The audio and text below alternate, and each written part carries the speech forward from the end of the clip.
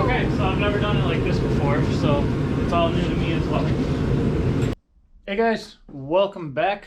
Today we are going to finish building Klaus's engine. So you saw in the last video, we got most of the short block put together, honed it, did all that good stuff, and we were kind of at a standstill until we got the cam and our heads back. Well, we got all that right now. So this is our Texas Speed, the Bald Eagle Ripper cam.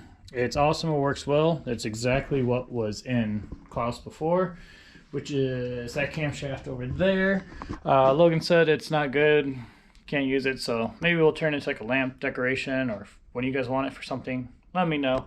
And then we did get our heads back. So these are Klaus's original heads on the 1200 horsepower motor, and he resurfaced them, welded them, fixed them up, and then put new valves in them with the springs. So these heads are now just as good as what they were before. Gave us all these specs and all these sheets saying that, yep, they're perfect, do what you want with them. So that's good to know. So we're gonna go ahead, and I'm probably gonna start getting the camshaft in and get the whole front timing system together, because the back you really can't do too much right here because there's not much space. You also got like a little plug in there you're not going to be able to pull out, so I'll do that on the cherry picker. And then when Shane gets off work today, he's going to come over, and I guess we're going to properly mic the not the camshaft bearings, the rod bearings. He said just kind of, you know, gives you that look like you seriously didn't gauge them all, and I'm like, yeah, send it. He's like, no, let's do it the right way. So I said, okay, we'll do it the right way. We're going to properly mic all the bearing tolerances and specs, make sure they're good enough to run and it'll handle all the power. So I'm going to make Shane happy. But I'm going to go ahead and get started with that, and we'll check back in a little bit.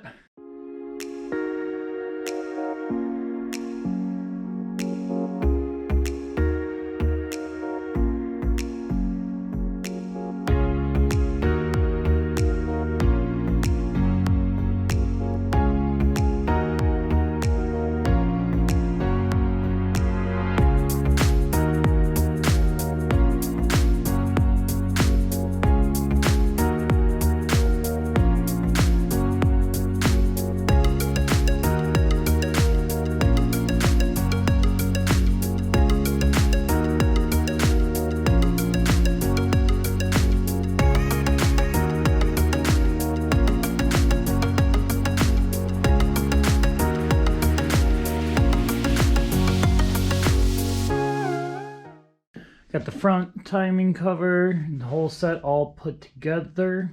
It wasn't too bad. You just need to make sure your timing marks were right. They were dot to dot. That's how you get those. Torque everything down. Use your Loctite.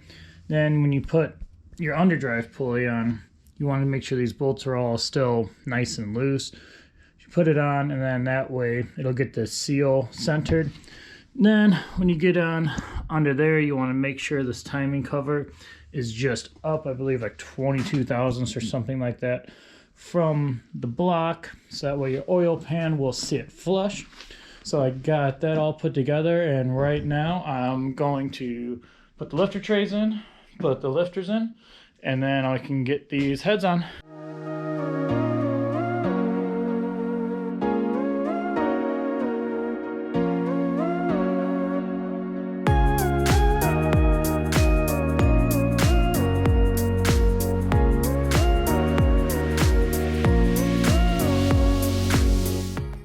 I put the lifters in and I put the lifter trays in, but you might have saw me put the heads on and then take the heads right back off, because I forgot rule number 1 or 7 or whatever rule it is when you're building an engine. You need to make sure that the holes are completely cleaned and there's nothing in there, because if you're using just normal head studs and say there's oil or gunk down in there, as you're trying to find torque and get it down in there, all that oil will end up pressing out against this, and you can crack the block, which would suck. I have head studs, which you should too if you're doing boost. You got in there, and I was like, oh man, these aren't going down all the way. Why? I was like, oh, that's because there's a bunch of crap inside these holes.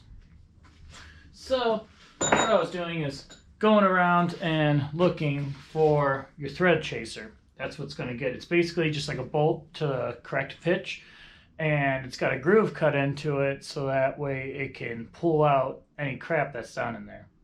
I have no idea where it is. I bought one when we built the motor last. It's gone. Who knows? Maybe one of my friends borrowed it. But you got to adapt and overcome, and you got to make one.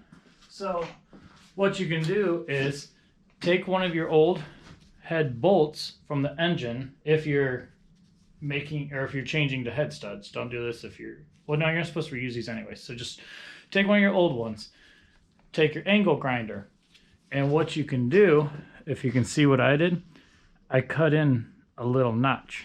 So you can like start like right there, cut it in, start right there, cut it in, kind of make it deep. So that right there is what will grab everything. So I could show you like so. Put it in, go like that, up, kind of hit the bottom, come back out. And as you can see, that whole groove was completely filled with all that gunk, and that gunk right there will ruin your day. So do that like 2 or 3 times. Make sure there's nothing in your hole. You want a nice clean hole before you put stuff in it. That's what she said. So yep, see, even the second time had more. So wipe it off, do it again.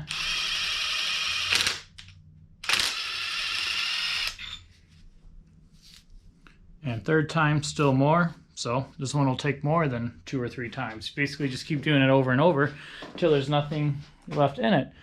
And then when you're done with that, then you can reinstall your head studs and get back to it. All right, guys, we're back. It's the next day.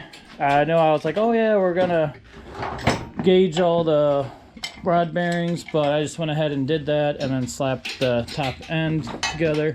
And we got Shane and Chad here. They're going to help me, barking dogs, gonna help me get it into the car because it kind of sucks and needs a lot of help.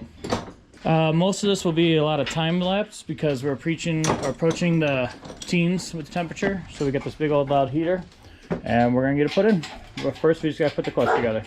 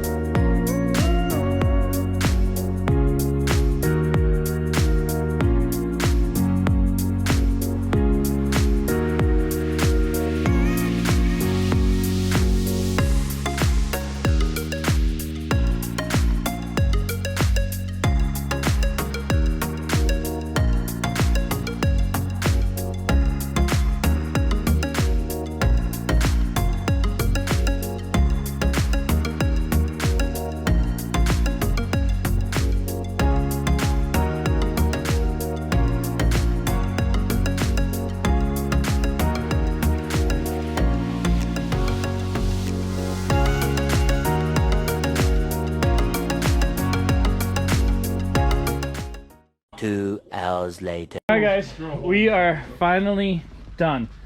After, what, it took us about 2.5 hours. 7 hours. It wasn't horrible. 2 days later. We got it in and we couldn't get the engine and transmission mated. There was like a 1/2 inch and we found out it's just because of the clutch and slave. So you just kind of had to press it in harder and start tightening it down. And then we finally got it in. Thanks to these guys. They've been awesome. They haven't complained once at all or done anything.